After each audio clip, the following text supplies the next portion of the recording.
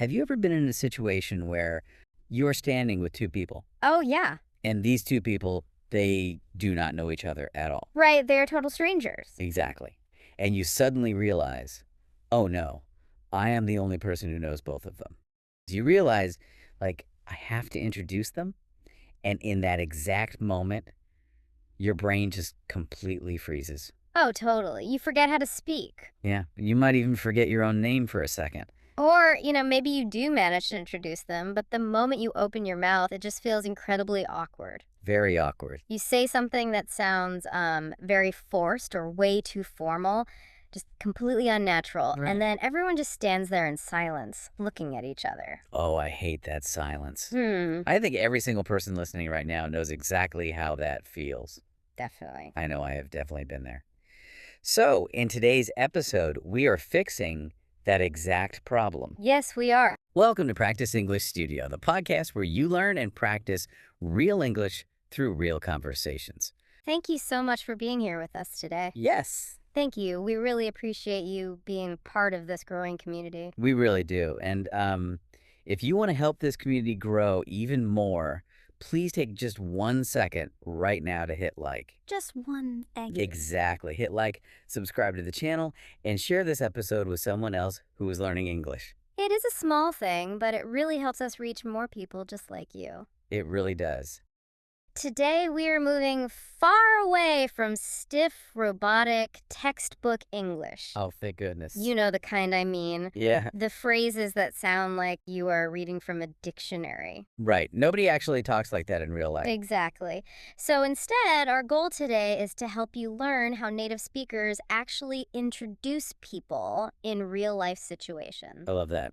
We want you to sound smooth, confident, and, well, we want you to do it without overthinking. That is a great mission. Because introducing people smoothly, it is a small skill, but it has a massive impact. It really does. Good introductions signal high social awareness. Right. When you do it well, it shows you understand how a social situation works. You make everyone feel safe and comfortable. Exactly. Introducing people is not just about exchanging names. Okay, what is it about? It is like building a bridge. Imagine you have two separate islands. 2 islands, okay. Yeah. Those islands are the two people who do not know each other. Yeah. They're completely separated by water. I see. So when you introduce them, you are the bridge between those two islands. Here's the thing about bridges. If you just tell them each other's names, it is like throwing a very thin rope across the water. Just a thin rope. Yeah, and it is not enough. Nobody can walk on a thin rope. No, they would fall right in. When the bridge is built well, with solid wooden planks, the conversation flows easily. Right. They can walk right across and meet in the middle. And what happens when you only throw that thin rope? Like when the bridge is built poorly? Oh, the social interaction just crashes into the water. The conversation fails before it even starts. That makes perfect sense. So the big question is, how do we build a solid bridge without panicking? Yes. Well, we need a simple blueprint. We can simplify this into one foolproof golden formula. Golden formula. I am listening. If you remember nothing else from this episode, remember this. The formula is name plus context plus an optional detail. Name plus context plus an optional detail. Okay, let's test this out. Let's say I am introducing my coworker, John, to my friend, Sarah. Okay, give it a try. A very basic version would just be, hey, Sarah, this is John. We work together. Right. And, that is fine. It is. Yeah, it is simple and it is not necessarily wrong, but it's very flat. Flat. Like the thin rope. Exactly like that thin rope. It does not give Sarah and John much to talk about. Let's upgrade it using the full formula with that optional detail. Okay, let me try again. Here is the upgraded version. Hey, Sarah. This is John. We work together. He is the one who told me about that amazing cafe downtown. Stop right there. Just listen to the difference. It does sound better. Why is that second version so much more powerful? Because it provides an immediate connection point. Oh, I see. You laid down the wooden planks. You did not just give a name and a location. You gave them a topic. Right, because now Sarah does not have to think of a random question. Exactly. She can just say, oh, you like that cafe. What do you usually order there? You gave them something to talk about right away. You did the hard work for them. But let me ask you this. Does this golden formula change depending on where you are? What do you mean? Well, the words I use at a loud coffee shop on a Saturday are probably different from the words I use in a formal corporate boardroom on a Monday morning, right? That is a very important question. The structure of the formula name, context, detail, that stays exactly the same. Okay, good to know. But the specific words we choose, those change depending on the setting. Let's start with a casual setting. Okay, let's imagine the scene. I am sitting at a casual cafe with my friend Anna. We're drinking coffee. Sounds nice. Suddenly, my old friend Mike walks through the door. Play the part of Mike for a second. Sure thing. Hey, Mike. Wow, perfect timing. Come join us. Oh, by the way, this is Mike. We used to work together. Nice to meet you. Mike, this is Anna. She is the one I told you about, the travel photographer. Okay, stop the role play. What did I do? She's the one I told you about. Yes, the one I told you about. Why does that phrase work so well in a casual place like a cafe? Because it acts as a memory trigger. It creates instant familiarity. I like that. Think about it. Even though Mike and Anna have never met in their entire lives, Mike now feels like he already knows a little bit about her. Right, because I talked about her before. Exactly. He feels like he is already part of the story. It makes the introduction feel very warm and friendly. I use that phrase all the time. Yeah. But let's completely change the location. We are leaving the cafe. Okay, where are we going? We are walking into a professional office building. It is a work environment. Does the feeling change? It does. A professional setting is slightly more structured. More structured, okay. You still want to sound natural, but the goal of the introduction is different. Let's imagine I am your coworker, David, and you are introducing me to a new team member, Lisa. Okay, let's do another role play. Hi, David. I would like you to meet Lisa. She just joined our marketing team. It is great to meet you, Lisa. Lisa, this is David. He has been leading our biggest client projects. Did you hear the shift in tone? What did you do differently in the office compared to the cafe? Well, instead of talking about hobbies or stories, I gave both of you a title or a professional context. Right. I mentioned the marketing team and I mentioned client projects. Precisely. In a professional setting, your introduction must answer one specific silent question. What is it? That question is, why should these two people talk to each other? Oh, that makes sense. If I just say, Lisa, this is David, he likes photography, that does not help them work together. Not at all. By saying, he's been leading our biggest client projects, I am establishing your status. I'm explaining your relevance in the company. Exactly. Now Lisa knows exactly who I am, and she knows why I am important to her new job. You gave us a professional reason to connect. Okay, so the formula works beautifully. Mm-hmm. But I have to be honest here. Uh-oh. Be honest. I have known formulas before, and I still manage to make things awkward sometimes. We all do. So what are the common traps? What should we absolutely not do Mm-hmm. when we are trying to build this bridge? I am so glad you asked. There are 3 major traps that English learners and honestly native speakers too fall into. Okay, tell me everything. I call them the red X's. Mistakes you must avoid. The first mistake is using language that is way too formal and stiff. Oh, wow. Yes, Sarah, this is a person who works with me. That sounds like a robot. It sounds like a computer generated the sentence. Nobody speaks like that in real life. Right. It creates instant distance between people. Never say, this is a person who. Just say, this is Sarah, we work together. Keep it human. That is a very good rule. Keep it human. Now, I will confess my biggest flaw. Let's hear it. I think my biggest trap is the opposite of being a robot. I Mhm. panic and I over-explain. Oh, no. Yeah. I will give a 2-minute biography of the person. I will say, this is John. He works with me. He has a dog named Buster. He went to school in Chicago. He likes to eat pizza on Fridays. It is terrible. That is actually the 3rd mistake on my list. Over-explaining. Oh, so I am not the only one. Definitely not. When you give too much detail, it becomes a speech, not an introduction. Right? The 2 people just stand there listening to you talk instead of talking to each other. You took away their chance to discover things naturally. It is so true. I completely ruin the mystery. Yes, you do. So we have robotic language and we have over-explaining. What is the other big mistake? The other mistake is giving zero context. Just saying names and nothing else. Sarah, John. John, Sarah. Let me push back on that for a second. Explain.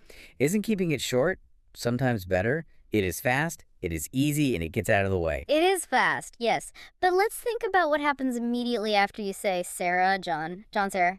Let's act it out. You introduce us and then you step back. Okay, let's try it. Sarah, John, John, Sarah. Right. And then I just walk away. And then I just stand here. So, Sarah, nice weather today. Wow.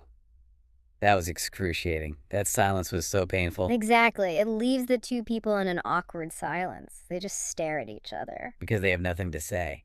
Because you gave zero context. They have to do all the hard work of finding out who the other person is. As the person making the introduction, you fail to build the bridge. I basically threw them into the water. You did. I feel the panic just thinking about that silence. So the fix for all of this is balance. Aim for just enough context to get them talking, give them a topic, and then step back and let them speak. Nothing more, nothing less. That is the perfect way to look at it. So now that we know the structure and we know the mistakes to avoid, let's level up. I am ready. I want to move beyond the basics. There is actually a secret arsenal of phrases that native English speakers use, right? Phrases that control the feeling of the introduction. Yes, there is. Native speakers use very specific phrases to lower social tension. When you use these, you instantly sound fluent and natural. Let's group these phrases by the feeling they create, starting with phrases that predict a positive connection. I love these. The first one is, you guys would get along. I will repeat that for the listener. You guys would get along. Yes. To get along means to have a friendly relationship. Okay. We use this phrase when you see a shared personality or a shared hobby between the two people. Like, this is Mark. He is really into fitness. You guys would get along. What if I say, you guys would get along, and they actually end up disagreeing about something? What do you mean? Isn't it, a little weird to guess how they will feel? Like, I'm telling them they have to be friends? That is a fair question. But you are not forcing them to be best friends. You are simply setting a positive expectation. Oh, I see. By saying you would get along, you remove the awkwardness. You are telling them, relax, I already know you will like each other. It lowers their defensive walls. That makes sense. Yeah. It makes them want to find things they agree on. Another great phrase in this group is, you have a lot in common. Yes, you have a lot in common. You use this when there is a clear, obvious overlap between their lives. Maybe they have the same job, or they both love the same sports team. For example, I could say, this is Daniel. He just started his own business. You have a lot in common. That is a great example. Or Emily, this is Jake. He is also learning Spanish right now. You have a lot in common. This one is brilliant. It gives them an instant conversation topic. Right. Emily will immediately say, oh, you are learning Spanish too. What app do you use? How long have you been studying? The conversation literally starts itself. And the last one in this positive prediction group is simply, you will like him or you will like her. Yes. This is Tom. You will like him. He is really easygoing. That is very natural. This works because it tells your friend that this new person is safe and friendly. It removes the fear of the unknown. Okay, let's move to the next group of phrases. These are phrases that make the introduction feel very intentional. Intentional, I like that word. It makes the people feel like they are valuable. The first phrase here is, I have been meaning to introduce you. You use this when the introduction is not just a random accident. You have been waiting for this moment. So if I am at a party, I might say, oh, I'm so glad you're both here. I've been meaning to introduce you to Anna. You both love photography. Perfect. Why does this sound so good to the listener? Because it signals high value. It tells both people, this introduction matters to me. I have been thinking about doing this because I think you were both great. Wow. It makes people feel special before they even say hello. A similar phrase is, This is the friend I mentioned. This is the friend I mentioned. This is perfect for when you have talked about this person before. Right. Like, hey, this is the friend I mentioned, the one who lives in New York. It makes them feel famous. Yeah. Like, oh, you are the guy who lives in New York. Grace talks about you all the time. It gives them a nice ego boost. Exactly. And the last phrase in this group creates immediate curiosity. I was just telling him about you, or I was just telling her about you. I use this one when someone walks into the room unexpectedly. How so? Like, oh, perfect timing. This is Lisa. I was just telling her about your new project. Think about how natural that feels. It makes the moment feel spontaneous. Yes, very natural. And the other person immediately wants to know, wait, what were you saying about my project? It creates instant positive engagement. But what about a situation where I am standing with two people, but I honestly cannot remember if they have met before? Oh, that is tricky. It is. I do not want to introduce them if they already know each other. That is embarrassing. This is where we use the ultimate lifesaver phrase. This phrase is pure gold. What is it? It is simply, have you met each other? Have you met each other? Or sometimes I say, wait, have you two met? Yes, you use it when you're simply not sure. Hey, have you met each other? This is Alex. Why is this phrase so powerful? Because it makes absolutely no assumptions, right? Exactly. It removes all the pressure. If they have met, they just smile and say, yes, we met at the Christmas party last year. No harm done. No harm at all. And if they have not met, they say no, and you smoothly introduce them. It is the safest, most native-sounding safety net you can use. It truly is. So we have all these amazing tools now. We have context, we have positive predictions, we have intentional phrases. We covered a lot. Grace, what happens if we put these tools together? Oh, this is the fun part. When you combine these phrases, you reach what we call the advanced natural flow. We call this stacking. Stacking. Yes, stacking. When you stack these short phrases together, you sound truly fluent. You sound like a native speaker who is completely relaxed. I want to hear this. Let me give you the master combo. Listen carefully to how this flows. Let's hear it. Hey, have you met each other? This is Daniel. I was just telling him about your startup. You guys would get along. Wow. Let me say that again, just to feel the rhythm of it. Go ahead. Hey, have you met each other? This is Daniel. I was just telling you about your startup. You guys would get along. That flows beautifully. It does, doesn't it? Let's break down exactly why those wooden planks make such a perfect bridge. Okay, let's break it down. First, we used a soft opener, a low-pressure question. Hey, have you met each other? Then you add the name and the context. This is Daniel. I was just telling you about your startup. That creates curiosity and relevance. Exactly. And finally, we added a connection prediction to lower the tension. You guys would get along. That is exactly the rhythm of confidence. It is soft, it gives a clear reason to talk, and it predicts a positive relationship. You built the perfect bridge, and now you can just step back and let them talk. It takes practice, but once you master it, it becomes second nature. It really does.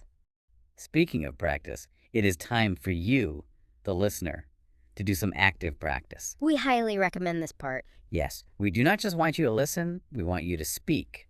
Wherever you are right now, in your car, in your kitchen, walking outside, we want you to actively participate. I am going to speak slowly. I am going to say 4 phrases we learned today. I want you to listen and then repeat the phrase out loud after me. Do not just think it in your head. Say it with your mouth. Ready? Let's go. Here's the first one. This is Sarah. We work together. Take a second to repeat that out loud. This is my friend John. You will like him. Good. Say that one too. Have you met each other? Try to make it sound natural. I was just telling her about you. Excellent job. Practice saying those out loud in your home until they feel completely natural in your mouth. You want muscle memory so that when the moment comes, you do not freeze. Exactly. Let's quickly summarize what we learned today. Today, you learned how to stop freezing during introductions. You learned the golden formula: name, context, optional detail. And you learned how to adapt your language to casual cafes and professional offices by answering the question, why should these two talk? You also learned the big mistakes to avoid. Do not use robotic language. Do not over-explain like a long biography, and never leave them in an awkward silence with zero context. And most importantly, you learned the secret arsenal of native phrases to stack together. Phrases that predict connection and show value. Remember, introducing people is about connection, not perfection. You do not need big, complicated vocabulary words. You just need to build a simple, solid bridge. And if this episode helped you understand how to navigate these tricky social situations, and if it helped you feel more confident about your English, please do not forget to like this video, subscribe to our channel, and share it with a friend who is also learning English.